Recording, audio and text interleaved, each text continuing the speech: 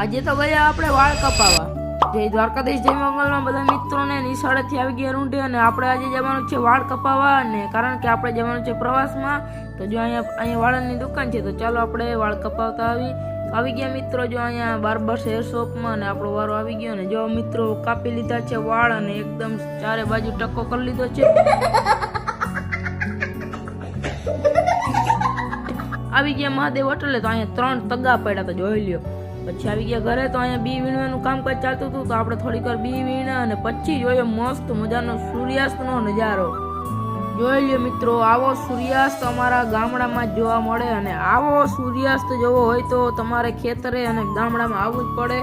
એ વાત 100% નક્કી છે, અને વારંવાર બોલતો આવ્યો છું. તો મિત્રો હું આજે ગયો હતો વાળ કપાવવા, કારણ કે આપણે જવાનું છે પ્રવાસમાં. અને ક્યાં જવાનું છે તે તમે અંદાજો લગાડીને કરી દેજો કોમેન્ટમાં. તો આજના ટૂંકા અને મિની વ્લોગમાં આટલું જ. મળીએ બીજા વિડીયોની અંદર. બધા મિત્રોને જય દ્વારકાધીશ.